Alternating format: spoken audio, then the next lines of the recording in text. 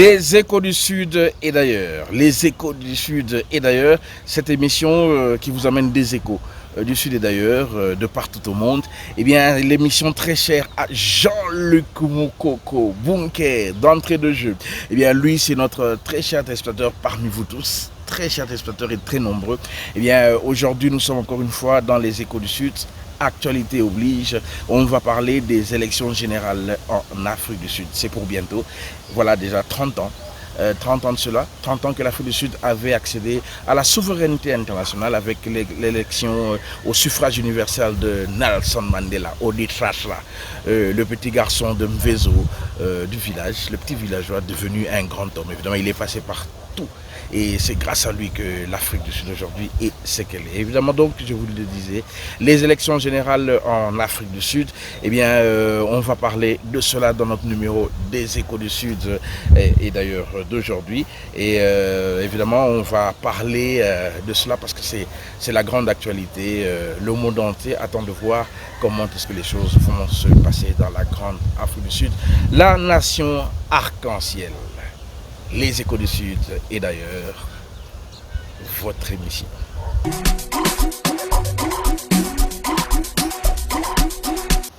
Les Échos du Sud et d'ailleurs, spéciale élection d'Afrique du Sud pour bientôt. Eh bien, chers amis téléspectateurs, c'est un grand événement. C'est quelque chose de grand qui va se passer encore en Afrique du Sud. On se souvient que ce pays des merveilles, eh bien, ce pays est en train de se diriger vers des grandes élections générales. Et évidemment, ça fait déjà 30 ans. 30 ans que Nelson Mandela avait été élu comme président de l'Afrique du Sud au suffrage universel.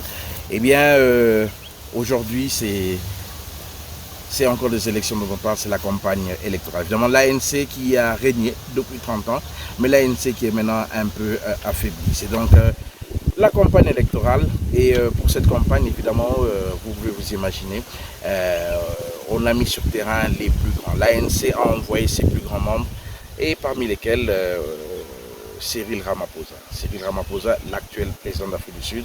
Eh bien là, vous allez voir des images où en pleine campagne, il descend dans le KwaZulu-Natal. Évidemment, le KwaZulu-Natal, une province très chaude. Vous savez que le peuple Zoulou est le peuple le plus nombreux en Afrique du Sud, 11 millions d'âmes. Et c'est donc le peuple qui est le plus nombreux parmi tant d'autres en Afrique du Sud. Donc là, comme je vous le disais, c'est la campagne électorale. Et là, Cyril Ramaphosa, dans son adresse, est en train de parler de tout ce qui a été fait depuis 30 ans.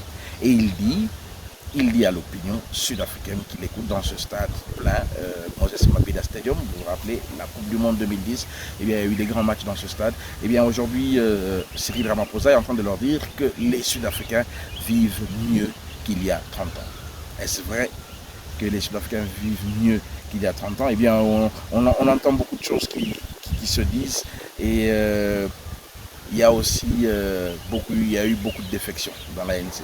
Il y a un autre parti qui a été créé, le MK, Mkonto Wesizwe, l'arme de l'ANC. Le Mkonto Wesizwe, c'était la branche armée de l'ANC. Souvenez-vous, dans ces périodes noires, sombres de l'Afrique du Sud, l'apartheid et tout, eh bien l'ANC avait créé une branche armée, c'était le Mkonto Wesizwe, avec des gens dans cette branche armée comme Jacob Zuma. Ah oui, on reparle de lui, Jacob Zuma, ancien président de l'Afrique du Sud, fils du KwaZulu-Natal, quelqu'un de très fort. Il a un parcours vraiment inégalable.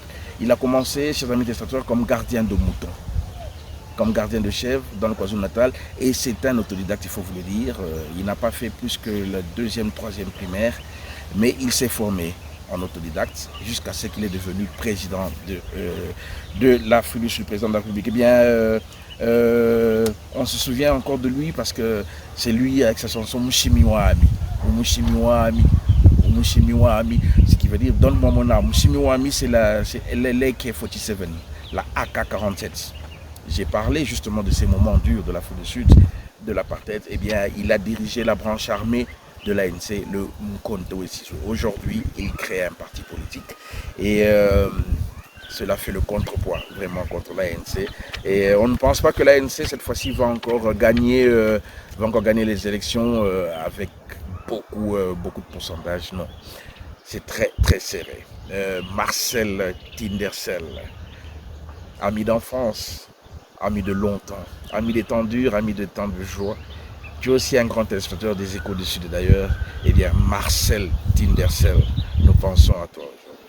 Les Échos du Sud et d'ailleurs sur tous les réseaux sociaux et sur HK6, coproduction HK6 Pole Position Agency.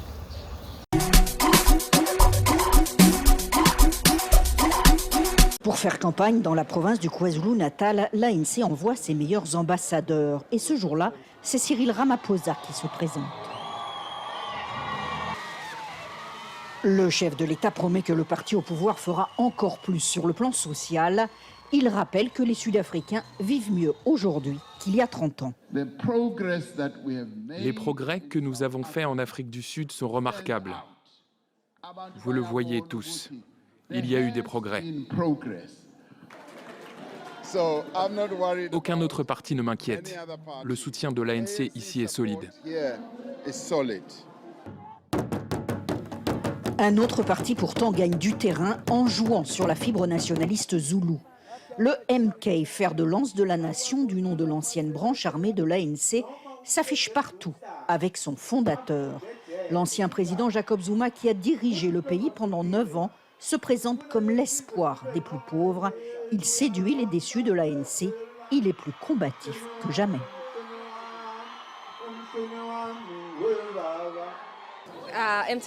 L'ANC, c'est toujours des promesses vides. Ils ont fait ce qu'ils ont pu, mais les Sud-Africains ne sont pas satisfaits. Selon les sondages, le parti de Jacob Zuma pourrait prendre 20% de l'électorat de l'ANC dans la province zoulou. Mais pour les analystes, cette bataille de factions n'est pas forcément négative pour le parti au pouvoir. Bien sûr que le MK va prendre des voix à l'ANC, mais c'est peut-être aussi le parti qui les sauvera. Ces deux partis ont les mêmes racines. Ils pourraient très bien se retrouver en coalition, ce qui permettrait à l'ANC de rester au pouvoir.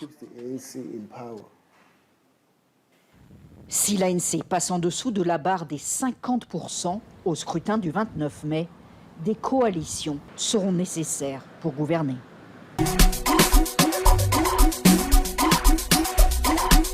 Les Échos du Sud et d'ailleurs, c'est cette émission culturelle qui vous relate, qui vous donne des échos de ce qui se passe au Sud et ailleurs. Nous sommes donc aujourd'hui en train de parler des élections générales en Afrique du Sud, les élections présidentielles, les élections municipales et autres. C'est ainsi donc que nous parlions d'un poids lourd, Jacob Zuma. Il n'est pas n'importe qui en Afrique du Sud.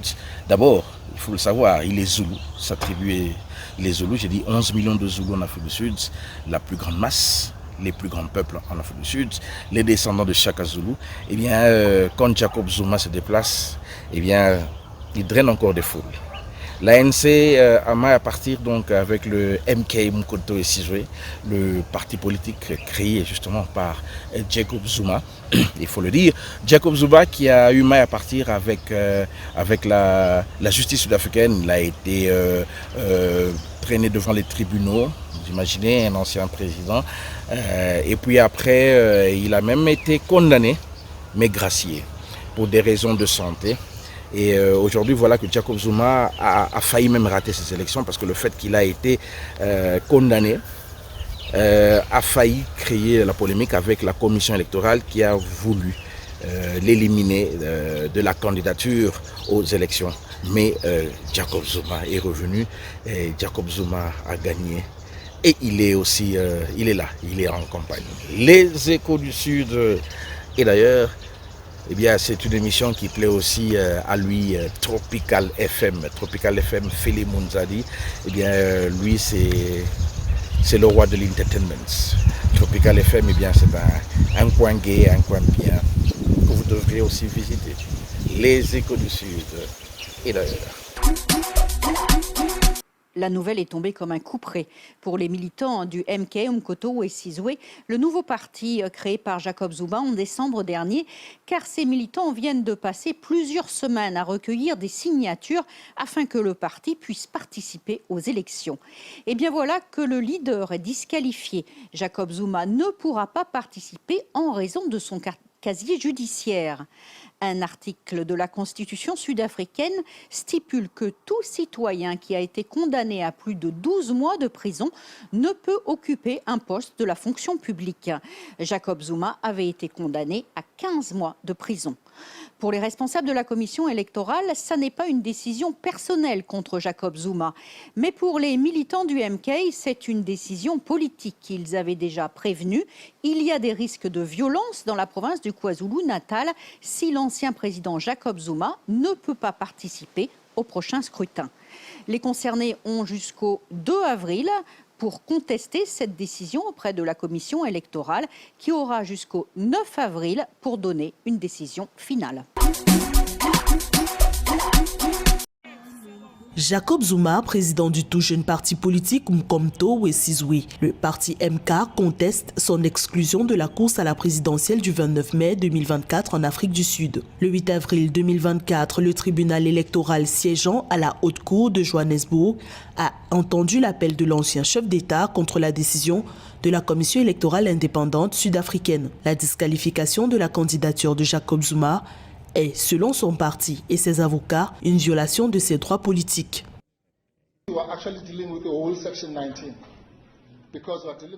Nous invoquons l'article 19 de la Constitution qui établit le droit de vote des personnes qui soutiennent ce parti et le président Zuma, car ils n'auront pas le droit de choisir d'être représentés par les personnes de leur choix. Devant la grille du palais de justice, des centaines de partisans du parti MK ont montré leur soutien à l'ancien président sud-africain. Pour des observateurs, la réhabilitation de Jacob Zuma, 81 ans, dans ses droits civiques, représente un enjeu important lors de la présidentielle à venir. Alors que la majorité présidentielle juge vain le recours du candidat du parti MK, la formation politique affirme répondre à un appel du peuple. La volonté du peuple, comme nous l'avons toujours dit, prévaudra. C'est le peuple qui veut que le président Zuma dirige ce pays et nous écoutons le peuple. Ce ne sont pas les membres ou les dirigeants du MK qui ont pris cette décision. Ce n'est donc pas un acte de désespoir. C'est simplement la réalité de la situation sur le terrain. Condamné à 15 mois d'emprisonnement pour outrage à la cour en 2021, Jacob Zuma a bénéficié d'une remise de peine en août de la même année, 2 mois après la mise en application de la sentence. L'article 47 alinéa 1 de la Constitution du pays, utilisé par l'organe électoral pour rejeter la candidature de Jacob Zuma, n'est pas valable, ont argumenté ses avocats. Plus de 27 millions de Sud-Africains se rendront aux urnes en mai 2024. En vue des prochaines élections générales, le parti de Jacob Zuma négocie des alliances avec l'Inkatha Freedom Party, un parti nationaliste zoulou traditionnaliste, et le parti économique Freedom Fighters de Julius Malema.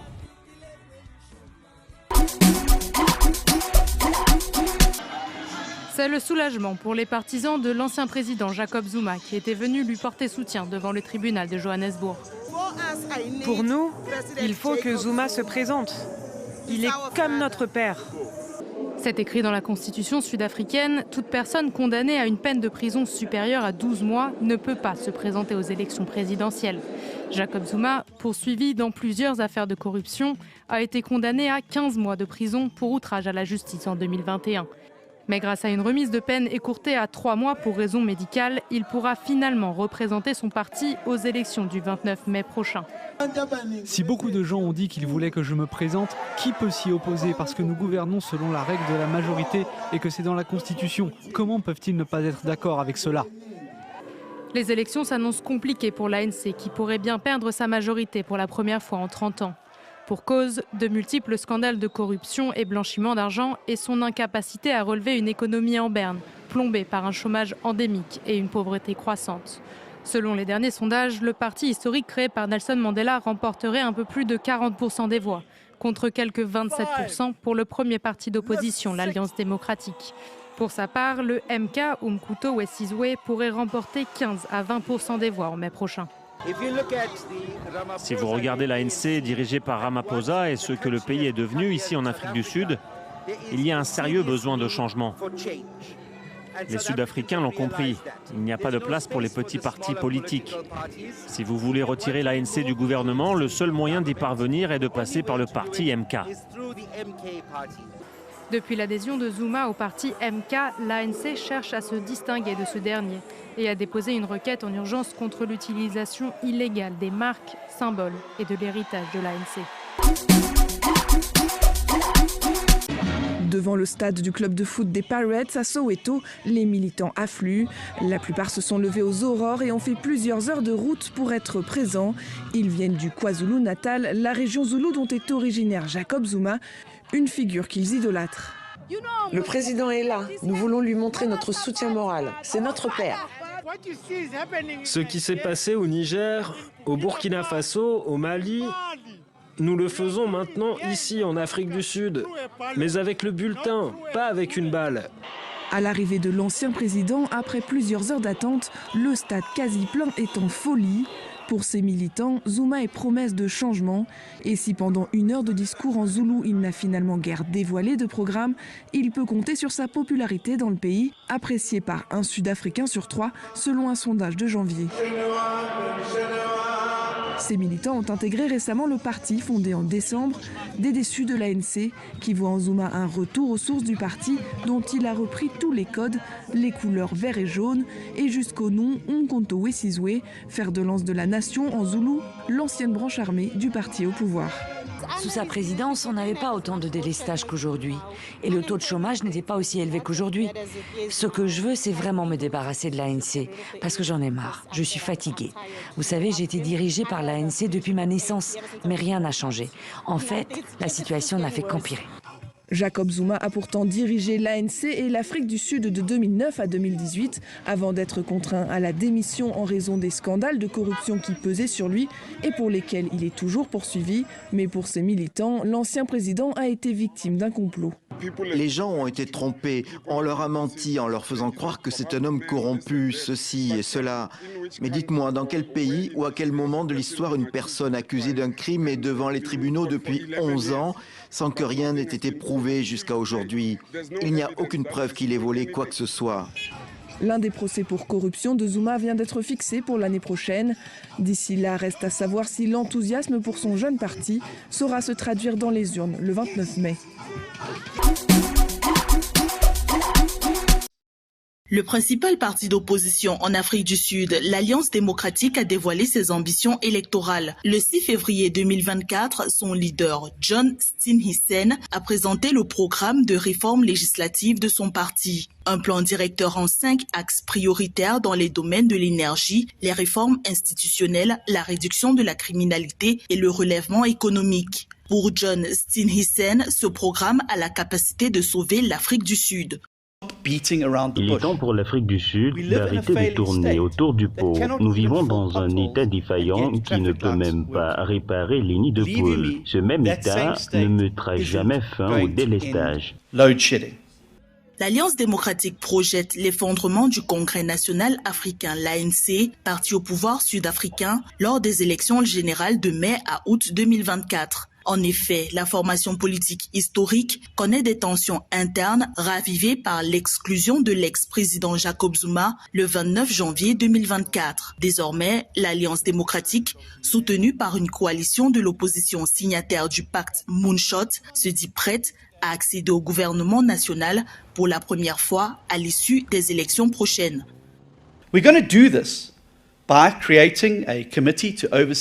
Nous y parviendrons en créant un comité chargé de superviser la présidence, en augmentant la fréquence des questions présidentielles et en introduisant des sanctions lorsque les membres de l'exécutif ne répondent pas aux questions.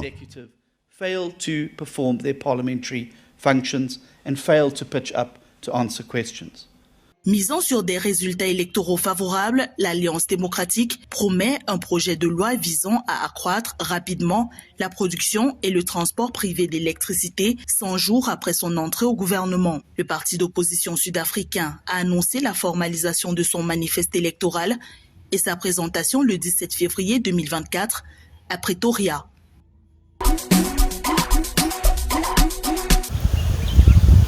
L'économie sud-africaine ne se porte pas très bien. Ça, c'est un fait indéniable et qu'il faudrait mentionner à ce jour.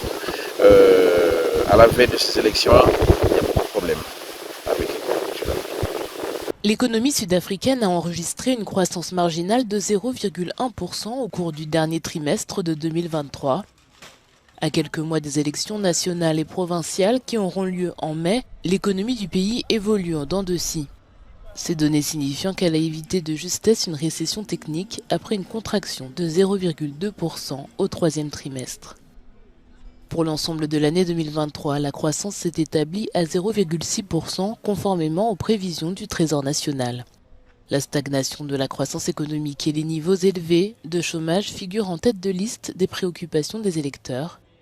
Une présentation de Statistics South Africa a montré que 6 industries ont apporté une contribution positive au quatrième trimestre, les transports, l'exploitation minière et la finance ayant propulsé la croissance. 4 ont eu une contribution négative. L'inefficacité de la compagnie nationale d'électricité Eskom et de l'opérateur portuaire et ferroviaire Transnet continue d'étouffer la croissance, tandis qu'une crise du coût de la vie a comprimé les dépenses de consommation. Les Échos du Sud, et d'ailleurs, chers amis téléspectateurs, comme dans toute élection, il y a toujours le parti au pouvoir d'un côté et de l'autre côté, il y a les partis de l'opposition. Et bien, parmi ces partis d'opposition, un autre parti avec un autre dirigeant très virulent, très jeune, et le sang est en train de couler dans ses veines, et bien lui, c'est Julius Malema. Le fameux Julius Malema dont on parle partout, un monsieur qui a tellement de retournements, il a tellement de choses dans sa tête, et c'est lui qui au fait est en train de réveiller la jeunesse sud-africaine. Vous vous souviendrez, c'est un homme à scandale, vous vous souviendrez de cette histoire Kill the Boer, Kill the White. Eh bien, il a même été condamné pour ça parce que c'était une chanson qu'on a jugée être xénophobe, qu'on a jugée appelée à la violence. Eh bien, Julius Malema a donc aussi été jugé à cause de cela. Eh bien, dans le temps, il faudrait le dire aussi, sur un testateur, une petite anecdote, c'est que Julius Malema était le président de la Ligue de la jeunesse de l'ANC. C'est là-bas qu'il a forgé ses armes et c'est là qu'il a appris à faire la politique. Et maintenant, il se retourne contre ses anciens maîtres et il a créé son parti politique, le IFF. Le IFF, c'est Economic Freedom Fighter, le parti pour le combat économique. Et lui, c'est les Noirs et rien que les Noirs.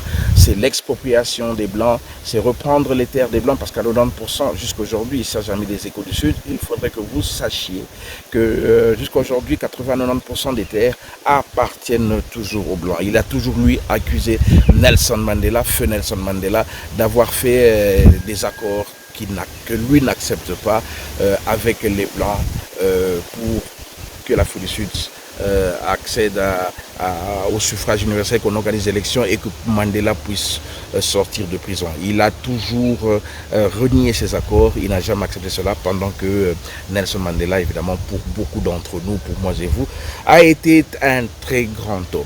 Mais au fait, qui est Julius Malema? Que est l'IFF, l'Economic Freedom Fighter? Voyez un peu ces images. C'est à Durban, dans le royaume du peuple zoulou, que Julius Malema, leader du Parti des combattants pour la liberté économique, IFF, a décidé de présenter son manifeste. Car c'est ici qu'ont eu lieu les pires troubles de l'Afrique du Sud post-apartheid en 2021. Des pillages qui ont fait plus de 350 morts après l'emprisonnement de l'ancien président Jacob Zuma. Aujourd'hui, la population se sent toujours délaissée par le gouvernement en place et l'IFF le sait bien. Votre liberté est encore en route, car 1994 a été une occasion manquée.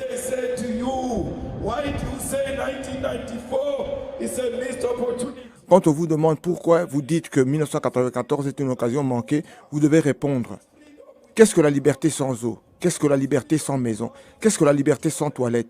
Qu'est-ce que la liberté sans accès à une éducation de qualité et à une éducation anticoloniale? En devançant l'ANC et en venant présenter son programme électoral dans cette province historiquement affilié au parti de Nelson Mandela, l'IFF entend grignoter des voix au parti au pouvoir avec un discours toujours plus radical et révolutionnaire. Notre cri de guerre pour cette année, notre thème électoral pour cette année est « Nos terres et nos emplois maintenant ». Arrêtez les délestages. Nos terres et nos emplois maintenant. Arrêtez les délestages. Dans un paysage politique morcelé et en pleine transformation, avec la création d'un nouveau parti, Umkhonto we Sizwe, soutenu par l'ancien président Jacob Zuma, ou encore le principal parti d'opposition, l'Alliance démocratique, qui souffre d'être encore perçu comme un parti de blancs, l'IFF, troisième formation du pays, pense pouvoir tirer son épingle du jeu. Ils sont troisièmes en termes de base de soutien. Ils ont réussi à obtenir entre 9 et 10% et à augmenter presque à chaque élection. Donc je pense que c'est une question de message qui séduit un certain groupe de personnes. Ils ont mûri dans une certaine mesure, mais la façon dont ils se comportent reste un défi pour la plupart d'entre nous. L'élection de cette année est largement considérée comme la plus compétitive pour l'ANC depuis son arrivée au pouvoir il y a près de 30 ans. Selon les sondages, le parti pourrait passer sous la barre des 50%, ce qui laisserait entrevoir la possibilité d'un gouvernement de coalition.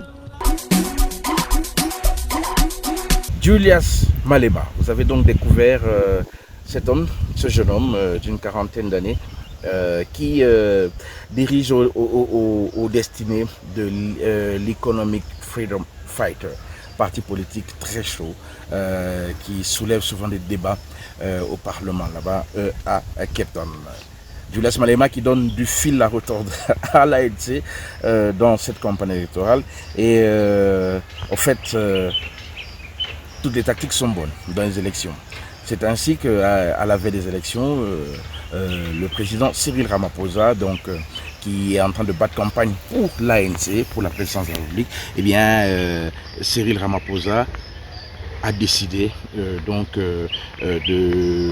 pleine campagne de enfin maintenant promulguer la fameuse loi de la santé pour tout le monde. La santé pour tout le monde, évidemment, c'est quelque chose qui était déjà à l'étude au Parlement depuis 5 ans. Mais voilà que subitement, c'est maintenant qu'on va donc promulguer la nouvelle loi sur l'assurance maladie nationale, l'assurance universelle pour tout et partout. C'est ça les élections, c'est ça l'actualité des Échos du Sud et d'ailleurs en ce jour. La signature du président Cyril Ramaphosa et des applaudissements pour matérialiser la nouvelle loi visant à fournir des soins de santé universels aux Sud-Africains dans l'une des nations les plus inégales du monde. Cette initiative de transformation des soins de santé donne, à bien des égards, un nouvel élan et un nouvel effet à notre engagement constitutionnel de réaliser progressivement l'accès aux services de santé pour tous les citoyens. L'Afrique du Sud a hérité de 14 systèmes de santé datant de l'époque de l'apartheid. Mis en place après 1994, l'actuel système a donné naissance à une industrie parallèle de soins de qualité, privés mais onéreux, que l'État juge injuste et insoutenable. Dans son essence, l'assurance maladie nationale est un engagement à éradiquer les inégalités criardes qui déterminent depuis longtemps qui reçoit des soins de santé adéquats et qui souffre de négligence. En 2022, des 62 millions de Sud-Africains, seuls 8 millions avaient accès à des soins médicaux privés, les autres dépendant entièrement du gouvernement selon les chiffres officiels. Certains groupes d'entreprises estiment que cette loi va entraîner un ralentissement des investissements dans le secteur de la santé. Si vous regardez toutes nos entreprises publiques, elles ne fonctionnent tout simplement pas. Je pense qu'il y a trop de corruption au sein de l'ANC pour que quelque chose comme ça, qui idéalement a du sens, mais dans les faits, et si nous regardons l'histoire de l'ANC, de la SSA, ESCOM, ça ne marche pas. C'est une bonne chose, car cela aidera les pauvres. L'opposition pense que cette loi risque d'entraîner l'effondrement du système de santé et émet des doutes sur le calendrier de sa ratification. Elle soutient que le pouvoir de l'ANC est dans des calculs électoraux à l'approche des élections du 29 mai. Le parti d'opposition Democratic Alliance a déclaré qu'il contesterait la législation devant les tribunaux. Les analystes affirment qu'en dépit de la signature, il est peu probable que des changements concrets interviennent rapidement.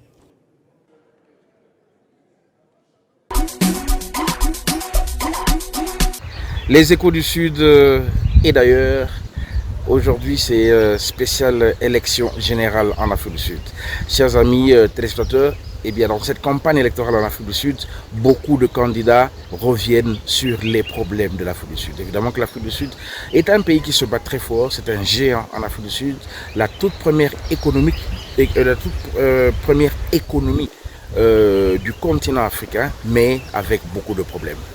Des choses qu'on ne s'imaginait pas il y a un certain nombre d'années arrivent aujourd'hui en Afrique du Sud. Les délestages, le manque de fournitures électriques régulières.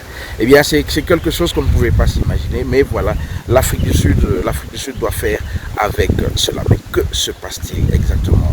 Pourquoi est-ce qu'il y a pas assez de courant en Afrique du Sud? Pourquoi est-ce qu'on parle tant de la corruption en Afrique du Sud, parce qu'il faut le dire. Eh bien, aujourd'hui, nous allons crever l'abcès. Et, chers amis téléspectateurs, très nombreux partout là où vous êtes, partout au monde où vous nous suivez, évidemment, comme Godric Nouni dans l'Iowa, aux États-Unis. Eh bien, lui, c'est un grand ami de cette émission. Eh bien, aujourd'hui, nous vous présentons donc Godric Nouni, à toi, ta famille et tous les nombreux téléspectateurs des Échos du Sud d'ailleurs, un élément spécial. Un élément spécial, justement, qui est exclusif, qui parle justement de ces fameux délestages en Afrique du Sud. Pourquoi l'ESCOM, la société de fourniture électrique sud-africaine, qu'on peut comparer ici à la SNEL, n'arrive pas à fournir assez de courant aux Sud-Africains et aux Sud-Africaines. Et évidemment, cela a un impact donc sur l'économie. Et voilà une des raisons pour laquelle justement l'économie est en train de tomber. Eh bien, qu'est-ce qui se passe à ESCOM? Un élément exclusif, évidemment, très apprécié aussi, sûrement, par lui, partenaire des Échos du Sud d'ailleurs. Eh bien, lui, c'est McNor. McNor Design. Eh bien, il nous suit, il nous encourage beaucoup. Eh bien, suivez donc cet élément exclusif dans les Échos du Sud et d'ailleurs. L'Afrique du Sud est un pays qui a nourri bien des rêves. Il a incarné l'espoir des Noirs du monde entier avec l'élection de Nelson Mandela, son premier président de couleur. Mais aujourd'hui, ses espoirs et ses rêves sont brisés. Le pays est rongé de l'intérieur par ses propres politiciens. On appelle ça la state capture, la capture d'État. La state capture, c'est du crime organisé. Et derrière ce crime organisé, il y a tout un syndicat. Un syndicat qui pille les ressources de l'État, à commencer par les grands groupes publics comme le producteur d'électricité ESCOM. Au moins 4 cartels de criminels opéraient au sein d'ESCOM. Résultat, les lumières s'éteignent dans tout le pays. Et gare à ceux qui osent dénoncer les coupables. Pour ces gens qui fricotent avec le pouvoir, il est très facile de vous faire assassiner.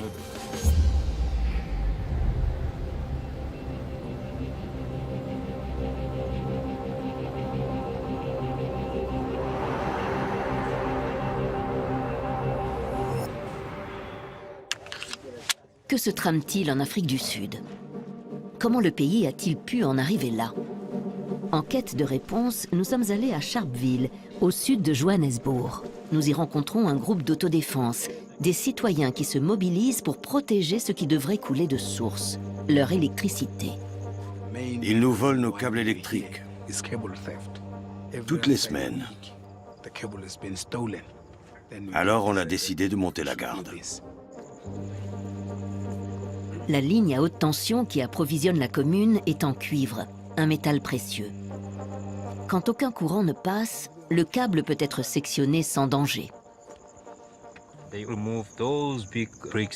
Ils enlèvent ces gros pavés de béton pour forcer l'entrée et voler le câble. Ces vols sont facilités par les coupures de courant de plus en plus longues et fréquentes que subit le pays, dépendant d'un fournisseur public d'électricité aux installations vétustes et surutilisées. L'obscurité prolongée enhardit les voleurs et favorise la criminalité. Je viens ici quand ma femme rentre du travail. Mais ça veut dire que je laisse ma famille à la maison, dans le noir, à la merci des voleurs. Je suis chef de famille et je devrais être auprès d'eux pour les protéger, alors que je suis là à protéger Eskom. Ces hommes soupçonnent des employés de l'entreprise Eskom. Et ils savent aussi qu'en montant la garde ici, ils s'exposent à de grands risques, car en Afrique du Sud, les pillards ont la gâchette facile. Si on meurt, pour notre communauté. Nous sommes de simples citoyens qui se mobilisent parce que le gouvernement se moque de notre sort. Dès que le courant est rétabli, les hommes peuvent rentrer chez eux. Le câble est de nouveau protégé par la haute tension jusqu'à la prochaine coupure. Chaque fin de patrouille s'achève sur un avertissement. On n'a pas l'intention de renoncer. Ce câble est à nous et personne ne va plus nous le voler.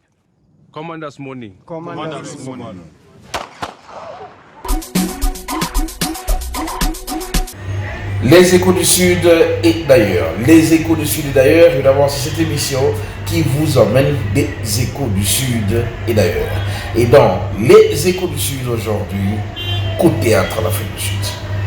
Coup de théâtre dans les élections qui auront lieu dans 10 jours, le 29 mai. Nous sommes aujourd'hui le 20 mai et voilà que tôt le matin de ce lundi, il y a la Cour constitutionnelle vient encore une fois de revenir sur le fameux problème de l'éligibilité de Jacob Zuma. Et finalement, la Cour constitutionnelle déclare que Jacob Zuma est inéligible pour les élections du 29 mai 2024. Eh bien, mes chers amis téléspectateurs, chers amis d'Échos du Sud, il y a de cela 2 jours, 3 jours, eh bien, tout allait bien. Tout allait bien, mais il faut vous dire que l'ANC est en train de trembler. Et elle a raison de trembler. Parce que le samedi passé à Soweto, dans le stade de Orlando Stadium, le stade de l'équipe de Orlando, ceux qui connaissent Soweto, ceux qui connaissent les Échos du Sud avaient déjà vu nos reportages lors d'un match qui avait opposé Orlando Pirates à Mazembe, au Tipi Mazembe. Nous avions fait le reportage. Et bien c'est dans ce stade noir de monde, plein à craquer, que Jacob Zuma a présenté la charte de son parti, le Mkonto Wesizwe. Jacob Zuma, évidemment, ancien membre de l'ANC, le monsieur même qui a créé la branche armée de l'ANC, le Mkonto Wesizwe. Et voilà qu'aujourd'hui, il se retourne contre cette même ANC, au fait qu'il avait obligé à démissionner après une saga juridique, là où Jacob Zuma devait s'expliquer. Eh bien, chers amis téléspectateurs, voilà les choses qui se passent. C'est ainsi qu'aujourd'hui, nous intervenons encore, nous continuons sur l'actualité. Spéciale élection 2024 en Afrique du Sud, les élections générales. Voilà ce qui se passe. Et ça, c'est les Échos du Sud et d'ailleurs qui vous emmènent ceci. C'est ce qu'on appelle un retour manqué. Président le plus controversé de l'Afrique du Sud, Jacob Zuma, 82 ans, enchaînait ces dernières semaines les meetings dans l'espoir de retrouver un siège de député le 29 mai prochain. Mais c'était sans compter sur la Cour constitutionnelle qu'il a déclaré inéligible à cause de sa condamnation à une peine de prison. C'était en 2021. Il ne sera donc pas sur la ligne de départ, pas de quoi refroidir les partisans du MK, son nouveau parti, rassemblés devant la Cour. Jacob Zuma est toujours le leader de notre parti. Il est toujours sur les bulletins du parti MK et les gens vont encore voter en masse pour lui. Fin mars, la commission électorale avait déjà exclu Jacob Zuma du scrutin. Une décision finalement renversée en avril par un tribunal électoral. Né dans la pauvreté, l'ancien chef de l'État est issu de l'ethnie zoulou. Autodidacte, il devient une figure de la lutte anti-apartheid, ce qui lui vaut d'être emprisonné pendant 10 ans à Robben Island. Membre de l'aile gauche de l'ANC, le parti de Nelson Mandela dont il a depuis été exclu, Jacob Zuma devient président de l'Afrique du Sud en 2009. 5 ans plus tard, un immense scandale de corruption éclate. Il est accusé d'avoir effectué plus de 16 millions d'euros de travaux dans sa résidence, le tout entièrement payé par le contribuable. Je ne comprends pas pourquoi je suis assis ici. Je l'ai toujours dit. Mais pourquoi les gens ne pensent-ils pas que l'ANC nous a aidés à commencer la guerre contre la corruption? Jacob Zuma a beau se dire innocent, pour la justice de son pays, il ne l'est pas. Elle le condamne à 12 mois de prison, une peine qui l'empêche aujourd'hui de pouvoir participer aux prochaines élections. Les Échos du Sud, d'ailleurs, spéciale élection générale en Afrique du Sud, c'est une actualité forte, une actualité chaude. Eh bien, tous les médias sont en train de bouger en ce moment où nous sommes en train de vous donner cette nouvelle. Eh bien, l'ANC, cette année, sera obligé de partager le pouvoir avec d'autres partis politiques de l'opposition. Évidemment, le Mkonto de Jacob Zuma, l'IFF de Julius Malema, de l'autre côté, aussi très virulent, nous l'avons présenté dans l'émission. Et voilà les choses telles qu'elles se préparent.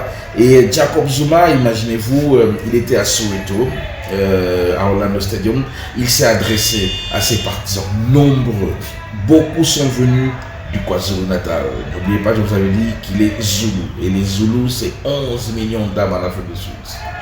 C'est la nation la plus forte, la plus grande en nombre en Afrique du Sud parmi les autres tribus. Évidemment, il y a les Tswana, il y a les Ndebele, il y en a beaucoup.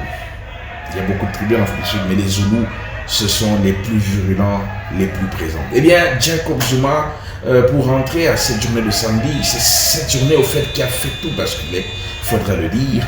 D'accord, la Cour constitutionnelle a pris une décision, mais quelque part, ce sont ces images. Ces images que vous êtes en train de voir qui ont fait trembler en fait l'ANC, qui ont fait comprendre aux leaders de l'ANC que le règne total sur l'Afrique du Sud de 30 ans eh bien, allait s'arrêter avec ces élections. Et surtout avec Jacob Zuma qui était aussi candidat aux législatives. Eh bien, Jacob Zuma s'est annoncé pendant 1 heure. Il a présenté le charte de son parti politique et il a fait uniquement en Zoulou. Pendant 1 heure de temps, Jacob Zuma a parlé uniquement en Zoulou. Et Jacob Zuma, c'est l'homme du peuple. Jacob Zuma, c'est l'autodidacte. Jacob Zuma, c'est l'homme qui a fait 9 ans, 10 ans de prison à Robben Island avec Nelson Mandela. Jacob Zuma, c'est l'Afrique du Sud profond, c'est le peuple même.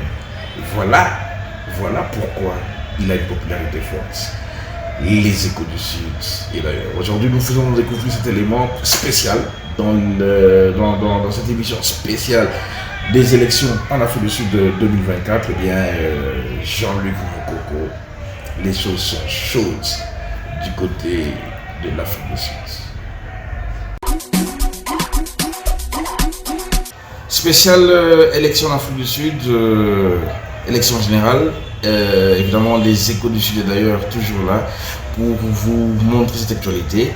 Eh bien, il faudrait dire que ce revirement de la situation, cette élimination, cette éligibilité à 10 jours des élections de Jacob Zuma, évidemment, lui, il était candidat aux législatives, il ne courait pas pour la présidence, mais Jacob Zuma voulait récupérer le pouvoir, il voulait siéger avec d'autres membres de son parti au Parlement pour que le pouvoir puisse être partagé avec l'ANC, que l'ANC ne soit plus le parti unique qui a dirigé pendant 30 ans et qui avait le soutien de tous les Noirs. One man, one vote, les Noirs sont les plus nombreux en Afrique du Sud, donc c'est toujours un parti à majorité noire qui dirigera l'Afrique du Sud, quoi que l'on fasse.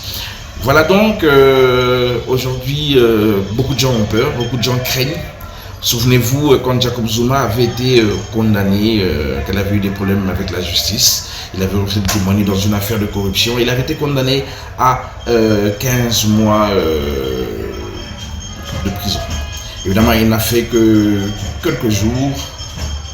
Et il n'a pas tellement traîné en prison, eh bien on l'a relaxé pour des raisons de santé. Il faut dire qu'il a déjà plus de 80 ans et sa santé est déjà aussi un peu affaiblie, mais il est toujours fort. Écoutez, c'est un Zoulou.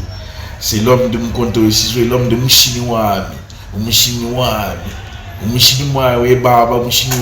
En fait, Mushiniwami, ça veut dire quoi, chers amis téléspectateurs? C'est la AK-47, c'est la AK-47 Eh bien ça c'est justement la branche armée de l'ANC que lui, Jacob Zuma, avait créé, le Mkondo et Sizwe. Alors cette chanson qu'il reprend toujours, vous le voyez dans toutes les images, il est toujours en train de chanter, même quand il était encore président, il chantait comme ça. Écoutez, Zuma c'est ça, c'est l'homme du peuple. Et quand il dit Mouchiniwa, c'est comme pour dire, eh bah Mouchiniwa, donne-moi mon arme, donne-moi mon AK-47, donne-moi ma mitraillette pour que je puisse lutter pour la libération de l'homme noir. Évidemment, ça c'était dans le temps, c'était au moment de l'apartheid. Et voilà que, comme je le disais, lorsque Jacob Zuma avait eu des problèmes avec la justice et qu'on l'a condamné pour refus de témoignage, le KwaZulu-Natal a brûlé. Johannesburg a brûlé. C'était des pillages partout. Plus de 300 personnes qui sont mortes. Et avec cette élimination de Jacob Zuma à l'élection, eh bien, les gens ont peur d'un côté qu'il puisse encore avoir des autres. D'autres plutôt disent, comme les gens de l'ANC, que ça ne va rien affecter à eux. Le visage de Jacob Zuma, même si on l'a éliminé et qu'il ne peut plus être éligible, mais le visage de Jacob Zuma en tant que président de Mkondo et Sizwe va toujours apparaître et ils vont tous voter en masse pour le Mkondo et Sizwe. Donc l'ANC devra partager le pouvoir. Les Échos du Sud et d'ailleurs, sur donc l'élimination, l'éligibilité de Jacob Zuma déclarée hier par la Cour constitutionnelle d'Afrique du Sud, eh bien, ça sera ça aujourd'hui et nous allons nous étendre dessus pour que vous tous, nombreux téléspectateurs, vous puissiez comprendre ce qui se passe en Afrique du Sud, n'est-ce pas? Godrigue Nuni, dans l'Iowa, tué aux États-Unis. Évidemment, après un passage de beaucoup d'années au Zimbabwe, maintenant tu refais ta vie là-bas avec toute ta famille. Eh bien, bon séjour aux États-Unis, bonne vie dans l'Iowa. Godrigue Nuni, le big manager. Les Échos du Sud et d'ailleurs, évidemment, c'est cette émission culturelle qui vous emmène des informations approfondies de tout ce qui se passe dans le monde entier. Les Échos du Sud, aujourd'hui, des Échos d'Afrique du Sud. Des Échos d'Afrique du Sud avec les élections générales qui doivent se tenir le 29 mai et l'élimination de Jacob Zuma à la Cour de sélection. Donc Jacob Zuma, ancien président d'Afrique du Sud, qui courait aussi pour les législatives. Pour parler un peu de cette ambiance, de parler au fait de l'Afrique du Sud aujourd'hui, de l'Afrique du Sud et de Jacob Zuma, nous avons contacté un frère congolais qui est installé en Afrique du Sud depuis plus d'une dizaine d'années, monsieur Papi Mouké Kakei. Il est là, il est en Afrique du Sud, il a fait presque beaucoup de provinces, hein. Il a fait le Gauteng, il a fait le Western Cape, là où il est installé maintenant. Il a fait aussi le KwaZulu-Natal justement, la terre des Zoulous. Et il a vécu ces événements des pillages, ce désordre qu'il y avait eu lorsqu'on avait incarcéré Jacob Zuma. Et bien ici, Papi Mouké, que nous avons pris en duplex, nous parle de ce que lui ressent en lui. Et par rapport à Jacob Zuma, par rapport à l'Afrique du Sud, à l'avenir de l'Afrique du Sud, par rapport aux jours qui sont en train de venir. Vous allez sentir en lui une certaine inquiétude. Chers amis téléspectateurs, eh bien ça ce sont des échos d'Afrique du Sud et d'ailleurs. Des échos d'Afrique du Sud et d'ailleurs, mais surtout plus aujourd'hui, spécialement dans ce numéro spécial des échos d'Afrique du Sud. Nous allons donc vers Papi Mouké et nous allons un peu suivre ce qu'il nous dit sur l'Afrique du Sud. Papi Mouké, parle-nous un peu de ce que tu ressens de l'Afrique du Sud, des Zoulous, de ce que tu as vécu. Qu'est-ce que tu penses qui pourrait arriver? Papi Mouké. Ok, monsieur Francis, encore une fois. Par exemple, vous savez, là, OR Tambo Airport de Johannesburg, c'est grâce à Zuma, c'est la période de Zuma que l'aéroport a été construit. Le Cape Town International Airport, c'est aussi pendant la période de Zuma qui a été construit. Le King Chaka Airport aussi de KZN, c'est grâce à Zuma que ça a été construit. Il y a beaucoup de malls à KZN qui a été construit pendant les périodes de Zuma. Donc Zuma a amené le boulot chez leur frère. Et je me souviens lorsqu'il y a eu le problème de caisse de problèmes d'argent quand Zuma va fallu être arrêté. Les Zoulous ont décidé que Zuma ne sera pas arrêté. Ils venaient partout d'ici dans l'Afrique du Sud pour aller défendre Zuma. Ils étaient là-bas nombreux dire que à la police que Zuma ne sortira pas d'ici. Ou bien nous on sera c'est nous ou bien c'est nous. Donc des gens étaient prêts à sacrifier leur vie pour Zuma. Jusqu'à un point, Zuma s'est livré de par lui-même la nuit. La nuit vers minuit, en cachant, soit disant qu'il était parti à l'hôpital. Les gens se posaient même des questions, comment est-ce qu'il est sorti pour aller se rendre à la police. Sinon, dans les cas contraires, Zuma n'allait pas sortir de là. En tout cas, pour Zuma, je ne sais pas ce qui va se passer. Je ne souhaite pas, mais je ne veux pas que quelque chose pareil arrive. Parce que je connais les Zoulous. Les Zoulous sont prêts à tout. Les Échos du Sud, d'ailleurs, chers amis téléspectateurs, très nombreux de par le monde, surtout vous, internautes, merci beaucoup pour votre participation chaude. Eh bien, évidemment, nous nous faisons le devoir de vous informer et vous n'avez pas à nous remercier. C'est plutôt nous qui devons vous remercier pour le fait que vous nous faites confiance et que vous nous suivez chaque fois sur les Échos du Sud, d'ailleurs. Restez toujours branchés sur la même émission. Aux mêmes heures, avec toujours, et n'oubliez pas, Pole Position Agents.